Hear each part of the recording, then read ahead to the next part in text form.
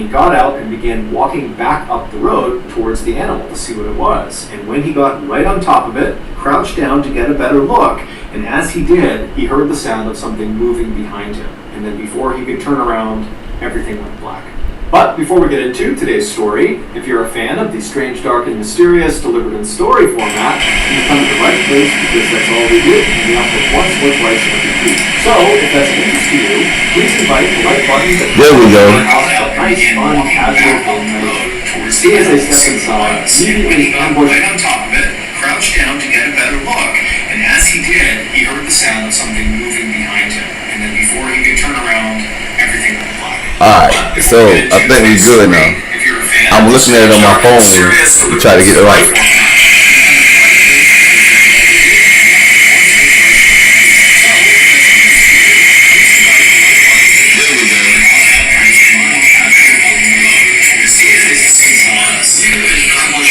Okay, so I think y'all can hear me now.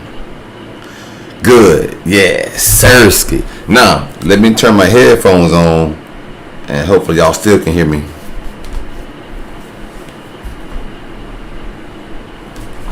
And I'll look bright. Hold on. 1 second.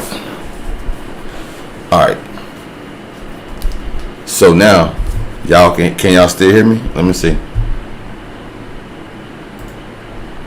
That's what it was. He drove past the dead animal, he stopped his car, and he got out and began walking back up the road. So now I can't hear through my headphones.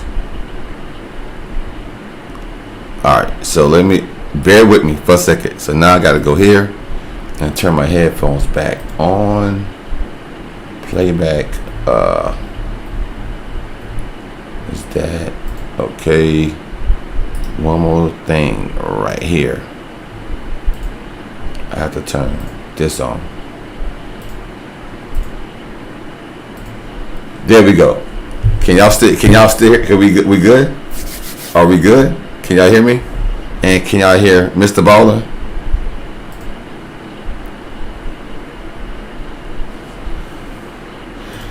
So y'all can hear the video and hear me? Hopefully y'all can. Can y'all hear the video and hear me talking?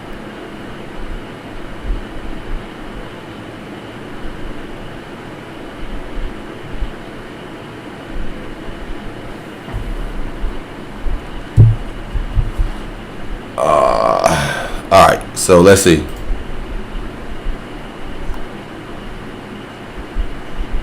Alright, so y'all hear the video.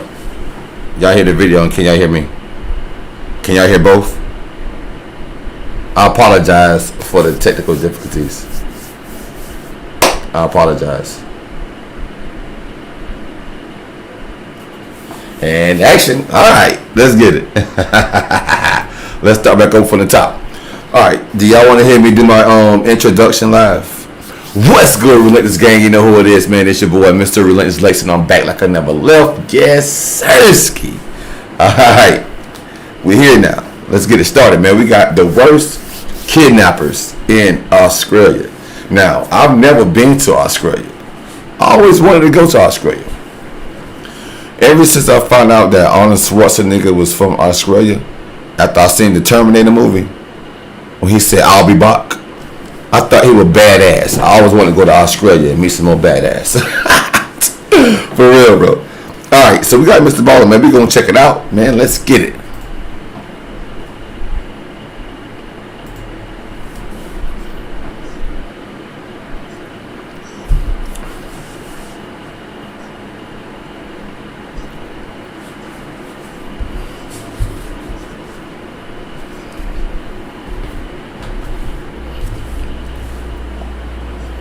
Now, why would he want to do that, bro?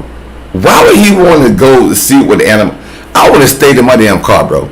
Hell no, I'm not getting out doing no investigation on no damn dead animal. That's crazy.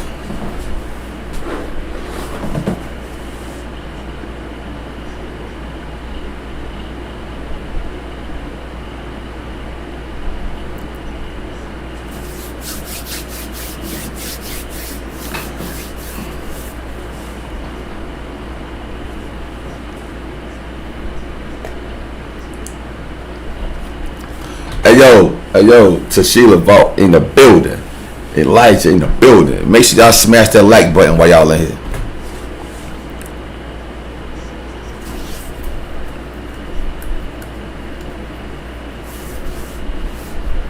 What?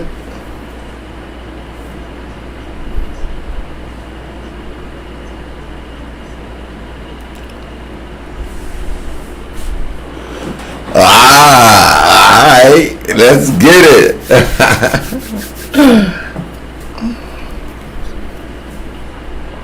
Roadkill. Parental advisory, sexual content.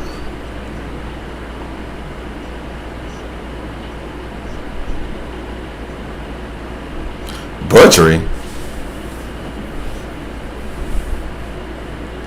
Damn. His parents had land for how many miles? 2.5. What? They had that bread, bro. That's a lot of land. I promise you.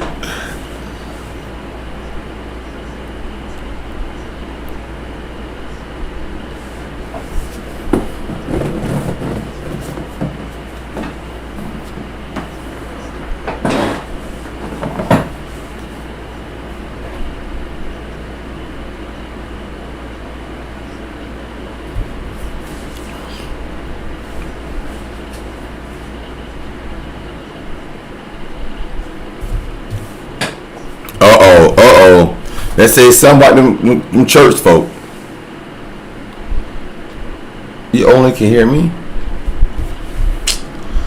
Damn, bro.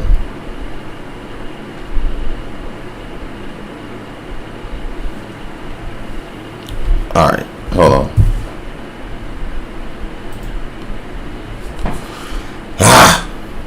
Alright. So you can't hear the video that's playing. That's audio input capture.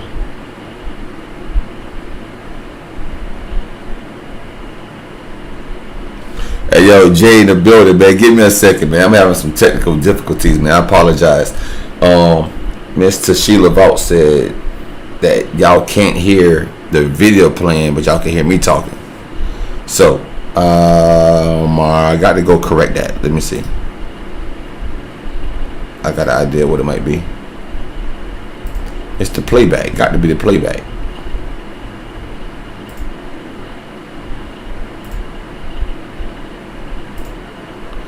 Let's try this. Get married the next year when Carolyn turned 18 and was done with her studies. On Tuesday, March 4th of that year, so Julian and Carolyn decided to go out and have a picnic lunch. Right now, we're going to do no headphones. Because I think it's something going on with the headphones. That's what it is, maybe. So right now, y'all should be able to hear me and hear the playback. At the waterfall on Julian's family's property. So early that afternoon, Julian left his house, he hopped in the family car, he drove north to Churchill, he picked up Carolyn, and then he drove her back to his family's property, where he turned onto a dirt road that would take them into the forest to the waterfall. At some point along this short, bumpy road through the forest, Julian was looking out ahead of the car when he spotted what looked like roadkill on the side of the road. And this roadkill, it looked bigger than he was used to. Alright, so yo, can y'all, Jay, Tashila, Elijah, can y'all hear me and hear the video playing back? Can y'all hear Mr. Baldwin talking? Man, Jay, don't spoil it for the people, man. Don't do that shit, bro. Bro, don't do that shit, man. Come on, Jay, dog. Don't do me like that, man. Perfect. Yes, sir. So y'all want to start back over from the top, man? I apologize so much. Man. I was having technical difficulties lately. Are y'all lost? Are y'all good? Okay. Let's start back over from the top. Just kick it with me for a little while, man. I ain't new to this, but I did an update and it changed all my settings, and trust me, you guys, it's a headache. I promise. Alright? So, we Gucci. We're gonna start back over. And Jay, you better keep your fucking mouth closed, bro. I promise, bro. I wish I had some of my moderators in here. He's looking animal that he didn't recognize. Hey, yo, Miss Tashila, you wanna be a moderator? I'll make you a moderator. That appeared to be dead on the side of the road. At And so, curious what it was, he drove past the dead animal, he stopped his car, and he got out and began walking back up the road towards the animal to see what it was. And when he got right on top of it, crouched down to get a better look, and as he did, why he do that though? Something moving behind him. I said that one time before when we around, everything went black. Everything went black. That's crazy. Into today's story. If you're a fan of the strange, dark, and mysterious delivered in story format, then you come to the right place because that's all we do. Mr. Bowler! Twice every week. So, if that's of interest to you, please invite the like button to come on over to your house for a nice. Hey yo, Jay, smash that like button for me, bro. Yeah, I know you know this damn story, but smash that like button for me anyway. Punch it right in the face. The like button, just like that. Casual game night, and as soon as they step inside, immediately ambush them, handcuff them to the bed, and have a priest perform an exorcism on them. Also, please subscribe. Have a what? A priest perform an exorcism? So you don't miss any an exorcism. Okay, let's get into today's story.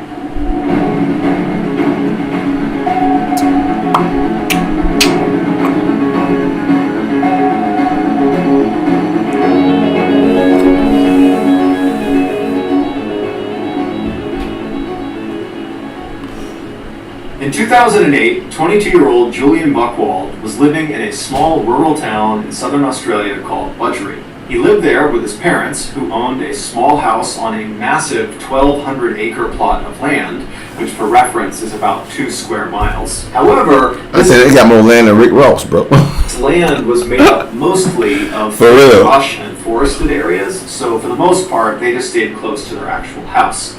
However, there was a waterfall deep into the woods on their property that periodically they would go to visit. Less than a 20-minute drive north of Budgeree was another small rural town called Churchill, and in that town was Julian's girlfriend, 17-year-old Carolyn Watson, who also Carolyn Watson. The young couple Randy met Watson. 2 years Carolyn earlier Watson. at the church they both went to. They were both very devout Christians. And yeah, but they also been freaking at the church too. Next year, when Carolyn turned 18, yeah, they've been freaking in the church. On Tuesday, March 4th of that year, Julian and Carolyn decided to go out and have a picnic lunch at the waterfall on Julian's family's property. So, early that afternoon, Julian left his house, he hopped in the family car, he drove north to Churchill, he picked up Carolyn, and then he drove her back to his family's property, where he turned onto a dirt road that would take them into the forest to the water. At some point along this short, bumpy road through the forest, Julian was looking out ahead of the car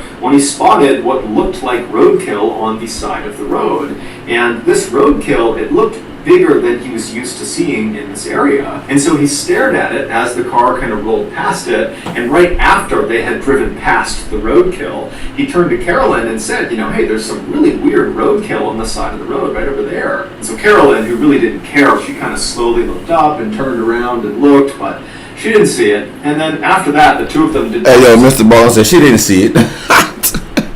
Carolyn ain't paying no damn attention. Old boy, like, nah, it's so. Old boy on point. Carolyn acting like she just don't. She probably was high or something, bro. They probably some shrooms or something together. Discuss the roadkill any further. And so Julian just continued to drive along this dirt road until the road kind of opened up into this big clearing. And in the middle of this clearing, which was basically this field, there was a small pond with a 10-foot high waterfall feeding into it. This was the waterfall. If it looked like that was beautiful. The car right at the end of the dirt road, right on the edge of this clearing. I know somebody that got a pond in their backyard, yo, and they got like a little waterfall thing in the middle of it. They claim that they catch bass in that pond, but I doubt that very seriously. And he and Carolyn got out. I doubt that very honestly. They got their picnic supplies out of the trunk, and they set up their picnic lunch right on the edge of this pond, looking up at this waterfall. And they were there for about an hour, just kind of enjoying each other's company. And then around 2:30 p.m., they realized it was time to go because they had told their family they'd be back by 3. And so they packed up all of their picnic stuff. They went back to the car. They put it back in the trunk. They hopped back inside the car. Julian turned it on. He turned the car around, and they began driving back down the dirt road that had brought them in. And as soon as they began driving down this road, Julian remembered the strange roadkill he had seen on their way in. And he decided that he wanted to stop and get out and actually go up to it. And so as they're driving along, he looks over at Carolyn and says, "Hey, do you mind if I stop the car when I see the roadkill so I can go look at it?" Carolyn looked at him and she's like, Okay, but remember, we have to be... Why y'all want to... Why would you, Julian, want to... So please be quick. Crazy, so Julian bro. said, no problem. And so he continued driving along, scanning for this Exactly, roadkill. bro. After driving for several minutes, he had not found the roadkill yet. And he started to become worried that he had just driven past it without realizing it. And so he stopped the car. They're pretty close to the end of this dirt road. They're almost back to Julian's property. But he stops the car right in the middle of this dirt road, and he turns to Carolyn and says, hey, I think I drove past it. Do you mind if I just hop out and come back? And you know what? I wouldn't be surprised if Julian planted that, whatever that was in the road. He probably put that shit there, bro. This is getting intensified. This is getting crazy, bro. Roadkill viewing was really becoming quite involved.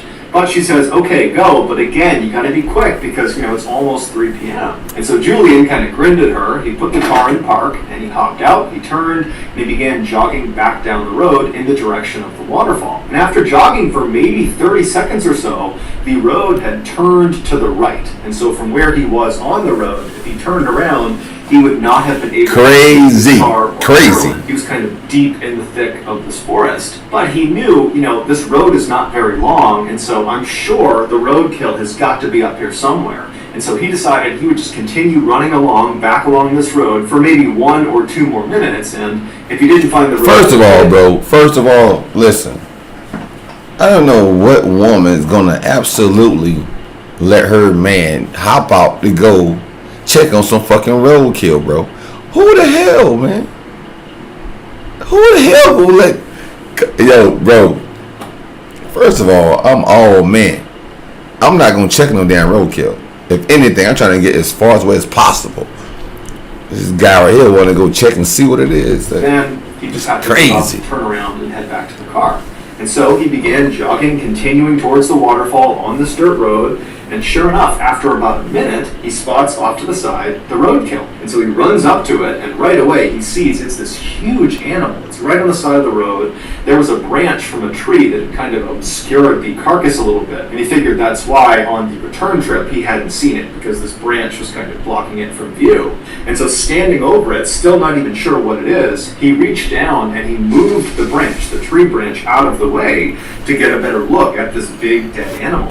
Right as he did that, everything went black. A few minutes later, Carolyn, who was still sitting in the car waiting for her boyfriend to come back, looked at her watch and realized it was getting really close to 3 p.m. and still Julian was not back yet. And so feeling kind of annoyed with him, she sat up in her seat and turned around and looked out the rear window of the car, expecting to see Julian come bounding down the road toward her. But when she... Bounding down the road? Bro, I've never heard anybody use that word before. Bounding mean running, right? I guess, I'm assuming. Looked out the back window, all she saw was this dirt road that kind of bent off to the right out of view and thick trees everywhere. Her boyfriend is nowhere to be seen. Annoyed, she turned back around and sat facing forward again, but began periodically looking in the side view mirror, expecting Julian to pop up at any moment. But after several more minutes went by and still Julian had not come back yet, her annoyance turned into concern. Was Julian actually okay? And so she decided, it's almost 3 p.m. now. We got to get back. I need to get out and actually go investigate and see what's going on with Julian and this roadkill. And so she opened her car door, she stepped outside, she stood up, she turned, and she looked down the road in the direction it turned to the right towards the waterfall, and she froze. Because there was something standing right in the middle of the road that her brain simply couldn't process. She wanted to turn and run. She wanted to scream. She should have ran. She couldn't. She was just frozen with fear, staring at this thing in the middle of the road. And then seconds later, this thing that she saw in the road began moving toward her. Around 3:30 p.m. that day, Julian's mother, who was at the house, realized her son had still not come back from his picnic. And this was very unlike him. He was extremely punctual. And so she stepped out onto the front porch to wait for him. But after waiting on the front porch for 30 minutes and him not showing up again, she got really concerned. And so she left the porch and went down onto their driveway, and their driveway extended right up to the main road that ran along the front of the house. So now mom out there looking for us. Okay. Her driveway just turned. Something happened to mama. Down the main road, waiting for her son to come back. because in order to get to the waterfall, you had to get on this main road and then turn onto that dirt road that was a little ways down this main road. And so she's just standing there looking down dirt road, main road, dirt road, main road. I'm lost in the mother. if that was me trying to find some directions, bro, I would have probably ran into the goddamn pond. Road, waiting for her son, but he's still not coming out of that dirt road.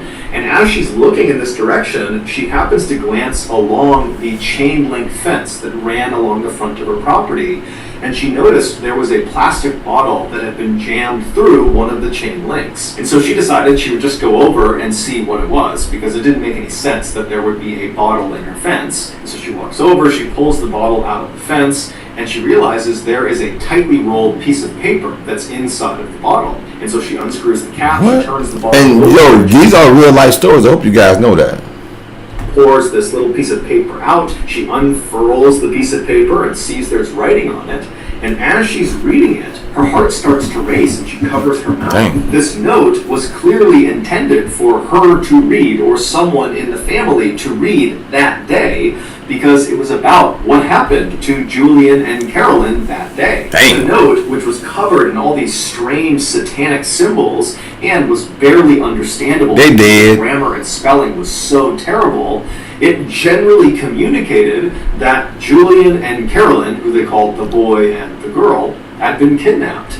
And so long as the family did not contact police, they, the boy and the girl, Julian and Carolyn, would be returned. It didn't really specify what they were going to do to them. Yeah, and kidnap. there was no ransom. It basically just said, you better not tell police or else. Well, Julian's mother was terrified. She had no idea what to do. And despite this threat of some sort of harm to her children, to her family, if she went to police, she still called the police. And so the police, they came out to her property, they inspected the note, and right away, they noticed at the bottom of the note, it was signed with the initials ONA. And so those initials, combined with these strange satanic symbols all over it, led police to discover who ONA was.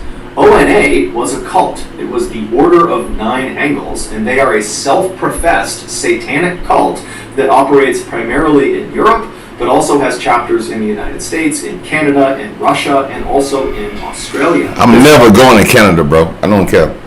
They won't get me. Hell no, I ain't never going to Canada. Christians are the enemy of the Hell world. no. They need to be destroyed. Kiss my black ass. In order to institute a militaristic new world order they called the Imperium. And if that wasn't frightening enough, this cult openly advocates for, and apparently practices, human sacrifice. They have come out and said that sounds like the Illuminati. People kill in these sacrifices are people they consider lesser thans, basically the bad people of society. And if you are an ONA cult member, then who better to sacrifice than Julian and Carolyn, two devout Christians? And so two clear enemies of ONA. Bro. Now, that's right. When the police saw this note, it kind of that's crazy. They're thinking, this has got to be a prank. I mean, Carolyn and Julian have only been gone for a couple of hours at this point, and all we have is this note in a bottle stuck into the fence. This does not seem like some huge conspiracy of a cult coming in here and snatching. You see that? You see that head? That's the same head that the Illuminati be using, like the boss, what's called a bosomy head, bosomy, I think. Kids to commit some human sacrifice. But when Carolyn's parents found out about this note and how they were still missing, they would tell the police. 10 days ago, exactly. We received a letter in the mail that had strange satanic symbols all over it, and it really didn't make any sense. It basically was threatening them not to go to police, but 10 days ago, they had no reason to go to police, and so they just didn't really understand why they received this message or who had sent it, and so they had just kind of dismissed it and not told anyone. But now, with these two notes looking nearly identical, it seemed fairly obvious that whether it was the ONA or some other person or group, whoever was behind the kidnapping of Julian and Carolyn had clearly been watching both of their properties prior to the attack. They planned that shit this good. Was likely a more sophisticated kidnapping than it seemed. So that evening, the police launched this huge air and land search all over Julian's family's property. But despite looking everywhere, they found no sign of the young couple. There was just nothing. And over the next few days, when So what was the roadkill, though? No sign of Julian or Carolyn, and there was no more word coming in from O&A. There were no more bottles stuck in fences or stuck in mailboxes. The police Okay, so they had no more for the worst. Then something totally unexpected happened. What? On March 11th, so 7 days after Carolyn and Julian went missing, a farmer was driving along this winding back road up in the mountains right near Alpine National Park. Alpine National Park is this very rugged, mountainous place that's about 250 miles to the north of Budgery. And so as this guy is driving along this road, which is very heavily forested on either side, he sees up ahead this young man and young woman who are barely wearing any clothes come stumbling out of the forest and kind of plop down on the side of the road. And so concerned they're hurt or they're lost or something, the farmer rolled right up next to them and he rolled his window down and asked, hey, are you guys okay? And they got up and they kind of stumbled their way over to the car and they introduced themselves as Carolyn and Julian and they pleaded for his help. And so the farmer helped them into his car and he drove them to the hospital. It wasn't long before the police in Budgery learned that Carolyn and Julian had been found and they were alive.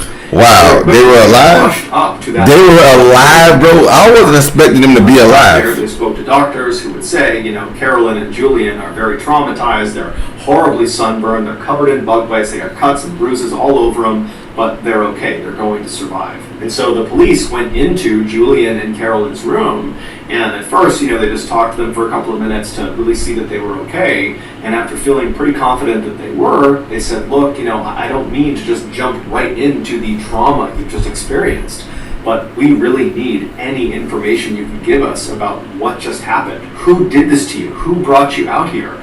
Because if it's O&A, they're out in the Alpine National Park, we need to know about it, we need to get out there, and we need to stop them. And so Julian and Carolyn would both independently sit down and tell the police what happened to them. And so was it O&A the or was it not? Story of these two accounts that they gave police. But before we get into that, I want to tell you about today's sponsor, Current. Banking is one of the few industries that has yet to be modernized by technology. It's dominated by a bunch of old companies that would happily take you out on a nice seafood dinner and never call you again. But with Current, which is I never call you again. you get that call back, and they'll even give you directions to Bell's Canyon. Because Current was built from the ground up. I ain't going to no damn Bell's. If Bell's Canyon is in Canada, I'm not going there, bro. The Colt is in Canada, bro. Bro, you just told me that the Colt was in Canada. If I don't know where Bell's Canyon is, but if Bell's Canyon is in Canada, you can kiss my grits, bro. I'm not going there. I don't give how free of a trip it is, though. They want you to get your money faster. They want you to move your money faster, and they have the tools to help you spend and save your money. Mr. Ball trying to set me up. There are a bunch of perks, but a few of them include getting your paycheck 2 days earlier, not getting charged overdraft fees. That sounds good. And there are no. Hold up, wait a minute. Now I don't get your paycheck 2 days earlier. So Friday, I get paid on Wednesdays. Oh shit, I might be changing my damn bank account. Also, Current's savings plan, which is called Interest, comes with a whopping 4% APY, which in layman's terms means it will generate you 60 times the American national average. And if that wasn't incentive enough, Current and I are once again giving away $500 to 10 of you. All you gotta do is sign up using my code BALLIN500. So go download Current today and use my code. What? $500 to sign up. Use your code BALLIN500. Man, dang, I don't know. BALLIN500. That sounds good right now, though. Okay, back to the story. All right, let's get back right. And so again, here is the account that both Julian and Carolyn gave to police. 7 days earlier, when Julian had gotten out of the car and ran back down the road to that dead animal on the side of the road, and he had reached down to kind of get that branch out of the way to get a better look at this thing, he heard sudden movement behind him, and as he turned, he didn't have a chance to see what was behind him. Somebody hit him across the head. Something hard smash him in the back of the head. I figured that. Somebody hit him across the damn head. When he woke up, he knew right away that a significant... Yeah, I think the roadkill is definitely their way of luring them. Like they victims. But who really gets out and look at roadkill though? Who really gets out and does that though? That's crazy. That he had been unconscious for what must have been several hours, because now it was dark out. Hey, do my microphone sound pretty good, guys? I've been having microphone issues lately. My settings was messed up. Hopefully it sounds pretty good. And when he was struck, it was broad daylight, and he looked around him, and he had no idea where he was. He was in the middle of this forest. He had no clothes on. His wrists and his ankles. Boy, Mr. Sheila on it, boy. Mr. Sheila don't miss nothing, boy. She likes stuff like this, I can tell. Were tied together, and he moved around, and he realized he had been tied to a tree that was right behind him. And so he's got no idea what's going on. He has no idea where he is. He's looking around. He doesn't see anyone. And then, amazingly, when he looks down, right next to him, underneath some leaves, is a knife. And so he's thinking, how in the world is there a knife right next to me? This almost all of a sudden placed to be here for me. But either way, he reaches down with his hands. He picks this knife up, and he's able to cut the restraints off of his ankles, and then he's able to cut the restraints off of his waist. Look at God. Look at God, bro. God's sitting that nigga a knife. Damn. And then he stands up, and he's able to kind of cut off the ones on his wrist. Won't he do it? Won't he do it? And so he takes this knife, and he has no idea where he's going, but he needs to get away. He doesn't know if whoever brought him here is going to come back. And so he just picks a direction, and he starts running. Shortly after, Julian struck he left his old lady in the back of the head after looking at that dead animal carcass. Carolyn was still sitting in the car, and she was starting to get annoyed and kind of worried about Julian. And so she gets out of the car, she stands up, she turns, and she looks down the dirt road where it kind of bends off to the right. And standing in the road, maybe 10 feet away from her, is this man wearing all black. He's got a black balaclava over his face, and he's looking right at her. And so she's so scared, she just frozen to the spot. And then this guy charges her, he tackles her to the ground, and then once she's on the ground, he rips all her clothes off, and then he binds her wrists, her ankles, he ties them together so she's hogtied, and then he puts a blindfold around her eyes. And so she's... Birdview. What's that movie called? Birdview? What's the name of that movie? Birdview, I think. Damn. Lying on the road, she can't move, she can't see anything, and she hears her attacker run off down the road. And then a couple of minutes later, she hears a car approaching and stops right near her. And then she hears the sound of a car door opening, someone walking up to her, and then they pick her up and they put her in the trunk of this car. They shut the trunk, and then the car kicks into gear and it starts driving away. And so for hours and hours, she lay in the trunk in this horrible position where the circulation to her wrists and to her ankles were cut off. And so she's getting shooting pain in her limbs, and it's totally uncomfortable. And then after several hours, the car eventually turns onto some really bumpy road, and then it comes to a stop. And then she hears the sound of the driver open the door. They walk around to the back of the car. The trunk pops open. And then this person pulls the blindfold off of her eyes. And she sees, even though her eyes are taking a second to adjust, that it's the man with the balaclava on. And he picks her up and he throws her on the ground. And then after he shuts the trunk, he walks over to Carolyn and he grabs her by the wrists and he begins dragging her into the woods. And so as she's being dragged, Carolyn is thinking, I'm about to be killed somewhere in the middle of the woods. There's nothing I can do. I can't go anywhere. I can't do anything. And after several minutes of being dragged, she gets dropped. And then this man with the balaclava, he walks back to the car and he gets a shovel. And when he walks over to her, he makes a special point of showing her the shovel. And then he rolls her onto her side so she's positioned in such a way that she can see what he's doing. And then right in front of her, he takes that shovel and he begins digging a hole in the ground. And so Carolyn is watching him and she's thinking, he's digging my grave. And so for ram in the bush. Carolyn just laid there wondering what was going to happen to her as this ram in the bush, bro. Deeper and deeper into the ground. And then finally, when the hole was apparently deep enough, the guy got out of the hole, he dumped the shovel, he walked over to her, he picked her up, and he threw her into the hole. And so Carolyn at this point is literally anticipating death at any moment. She doesn't know how he's going to kill her, but she thinks it's going to happen any minute. And so she wriggles herself onto her knees and does the only thing she can think to do, which is just to pray. Pray. I'm about to say pray, bro. And praying, she hears the sound of her attacker walking off. Now, the hole was... Hey, yo, listen, you guys. I got to take a small bathroom break. I'll be right back, okay? Right back. Small bathroom break. 2 minutes.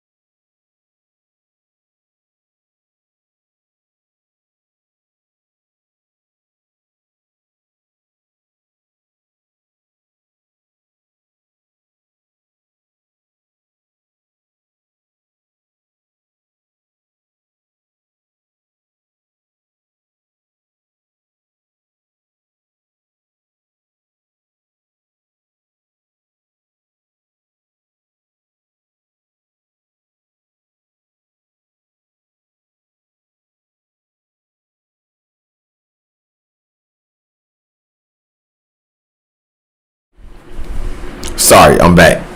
Had to take a small little bathroom break.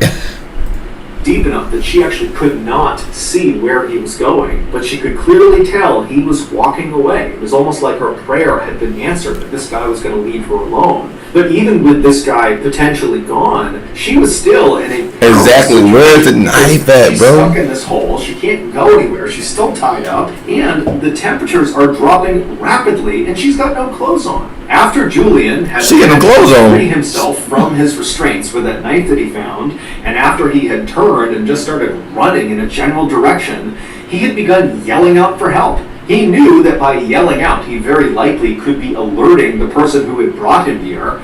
But he's thinking, it's freezing, I don't have clothes on, I have to get help right now. And maybe Carolyn is out there. And so he's just kind of yelling out for help.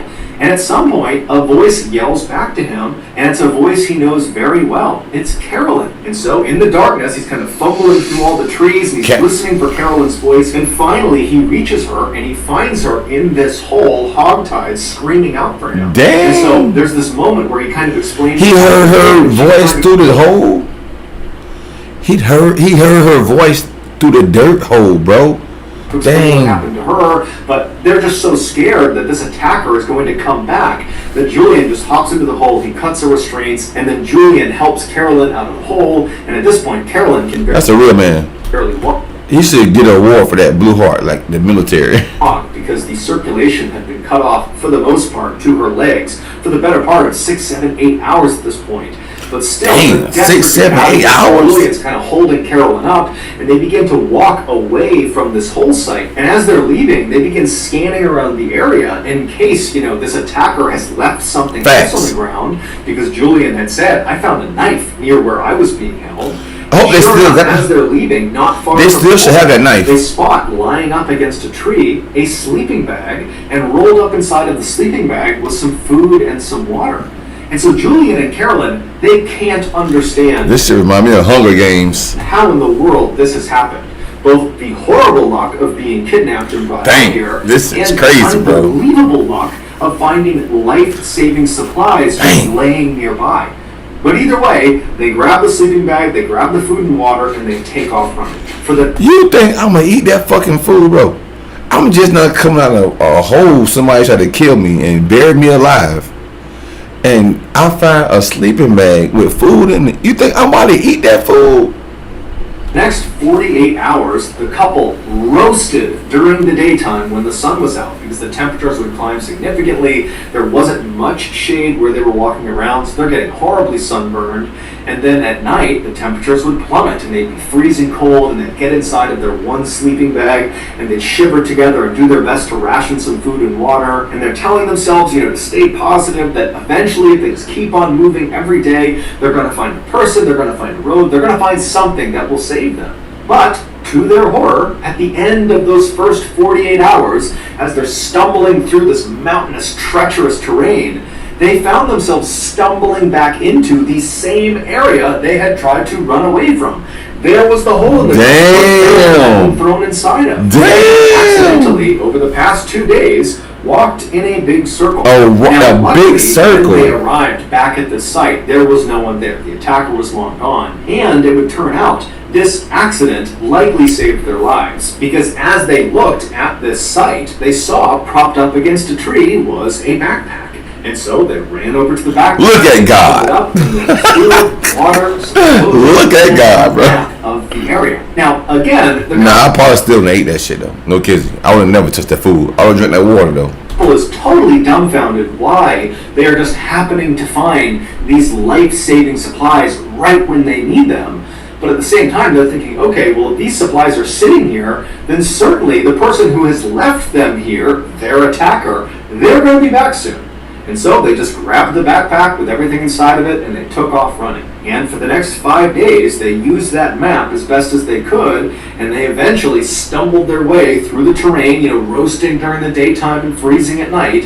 And eventually they reached that road where they stumbled out, and the farmer driving along the back road, he spotted them and he brought them to the hospital. After hearing this story, the police very quickly organized a massive search around the area of Alpine National Park where the farmer picked up Julian and Carolyn, because they're thinking, okay, it's got to be right around here that we'll find the man in the balaclava that might lead us to the LNA. And there was one man? It was one man, bro, that doing all this?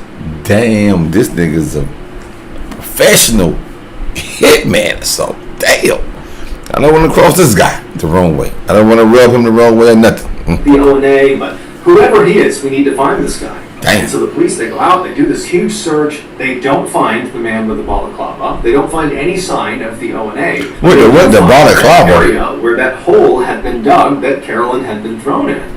And when they searched that area, they found the shovel, they found some rope, and they found some duct tape.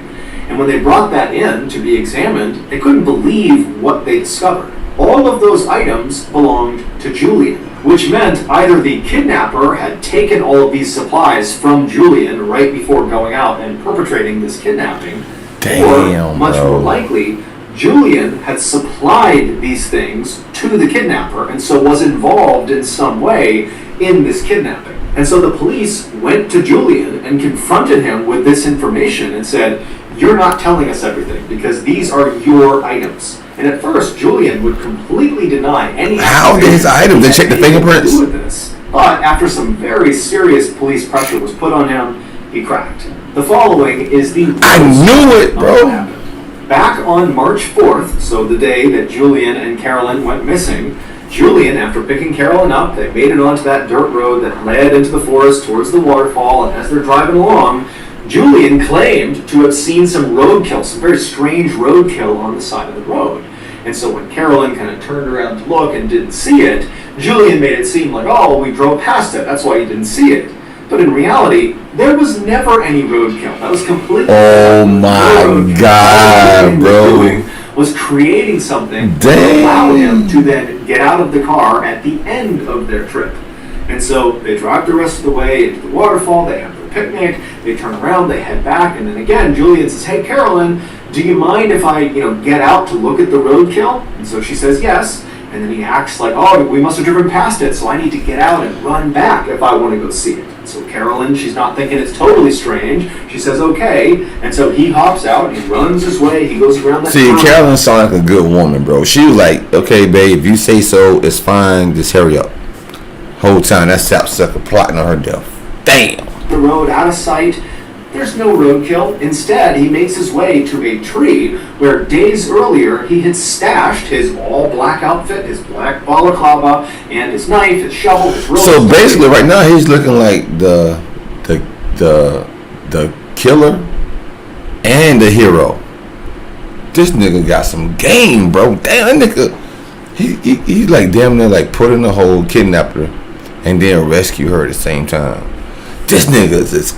I've never done a shit like this. Like, this nigga is crazy, bro. Damn. She gonna love him a long time.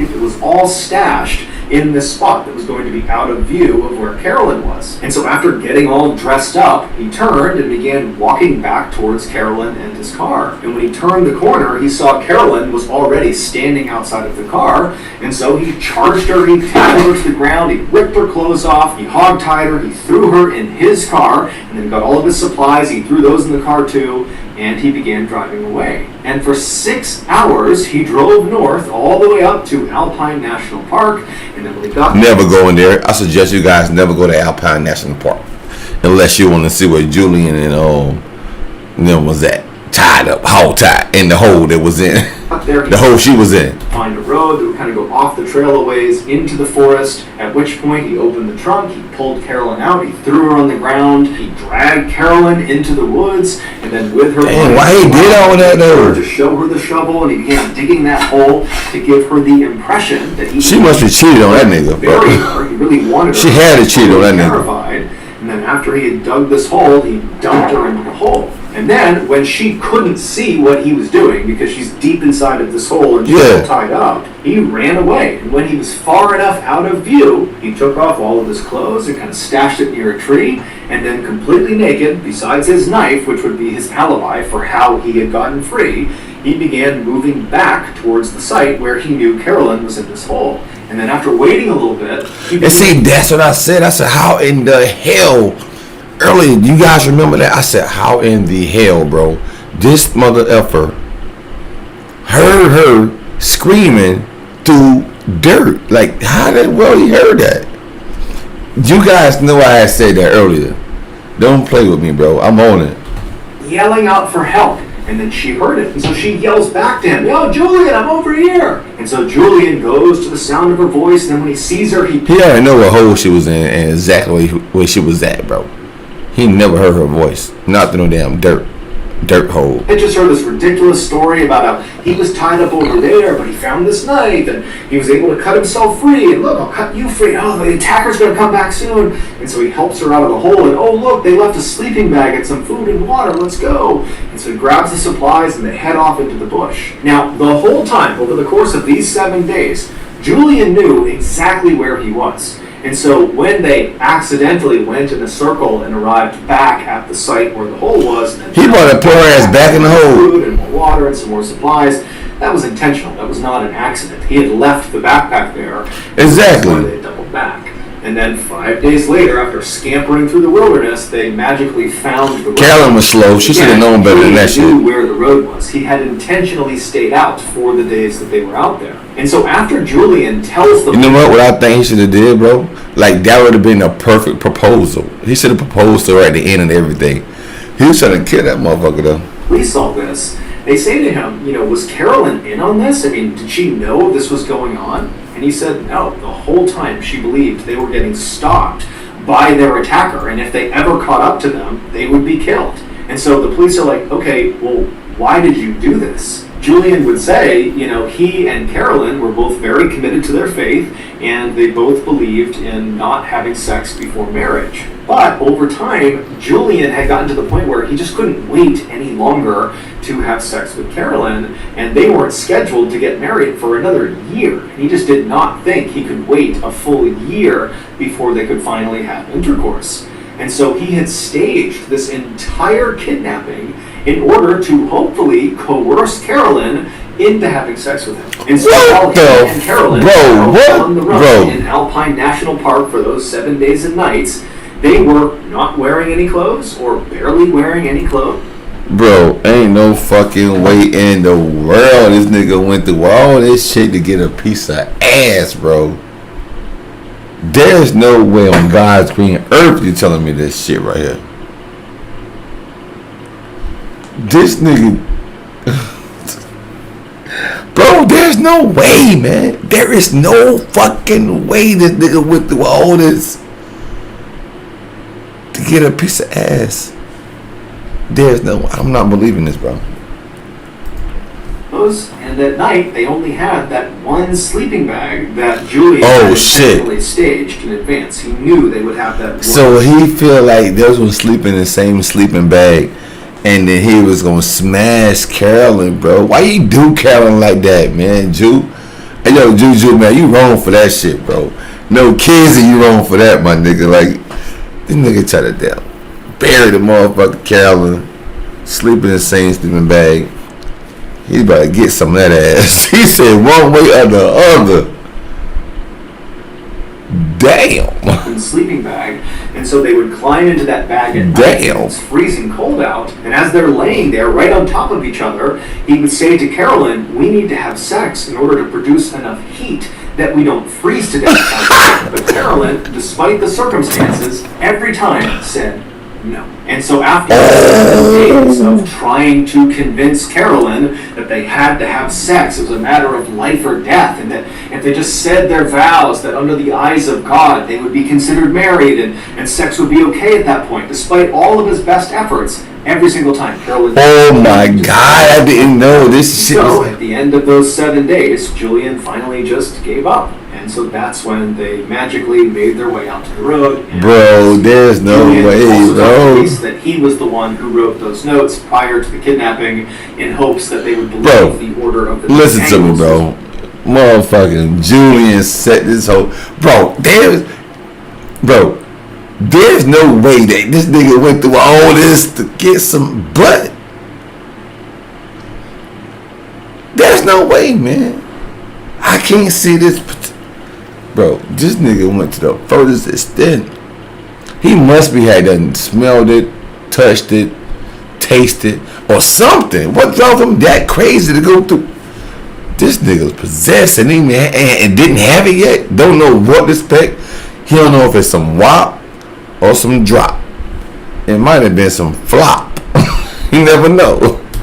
Behind all of this, and he wouldn't get in trouble. Damn, prior to his trial for kidnapping, Julian was out on bail, and he decided he would just try to flee Australia. And so the way he did this is he dyed his skin a darker shade, and he also dyed his hair darker, and then he attempted to use a fake Indian passport to go to India. And he was able to fool Australian authorities, but when he arrived in India, he was immediately found out, and he was extradited back to Australia, where he would stand trial. And in 2009, he was found guilty of kidnapping along with a host of other obscure charges, and he was sentenced to 7 years and 9 months in prison.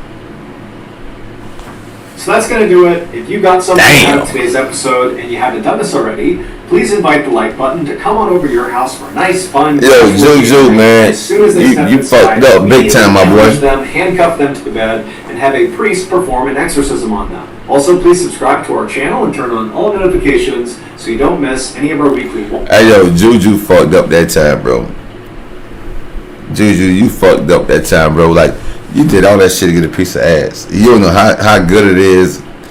Damn. He's a sap sucker for that one, Ju. But guess what, though, Ju? For them 7 years you in that prison, you gonna get a hell of a lot of ass, bro. Bro, I never been to prison. Thank you, Jesus. I never been to prison. But I'm pretty sure when they find out what Juju did, all for a piece of ass, they gonna give him some ass, all right. Bro, I swear to God, you crazy, bro. This nigga went through... Y'all, listen, chat. Y'all got to believe this, right? When I tell you I would never go that far for some ass, never, bro. Like, not even close. That shit, like, out of this fucking world, bro. Like, Jude, what the fuck you was thinking, bro? What the fuck was you thinking, bro? Like, that's crazy. I wasn't even expecting this shit to end like this, bro. I was hoping they'd catch the killers and, you know, everybody be safe and sound and everything. The whole time this mother Juju, man. I won't trust nobody else named Julian a day in my life, bro. I don't give a fuck what you say. I can't trust them on Julians, bro. I won't, I ain't, will not, can't do, won't do. So you guys, man, listen, man. I enjoy this live reaction, man, with you guys, man. Thanks to everybody that came and supported the channel, that was in the live, that was commenting and everything. Make sure you smash the like button. Make sure you subscribe to the channel. The second channel will be down in the link below.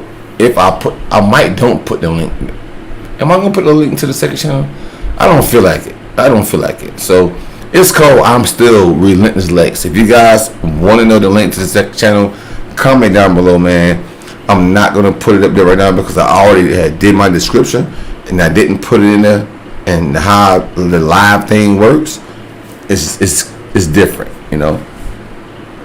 That nigga's a fucking ass bandit, bro. He's worse than an ass. This nigga's like more like a damn. Yo, Tashila. This nigga is more like a motherfucking damn. I can't even think of nothing to call this nigga, man. Damn, bro. So you guys, man, we here with the live stream. Hopefully you guys enjoy this. I'm gonna jump straight into another live stream. I'm about to live stream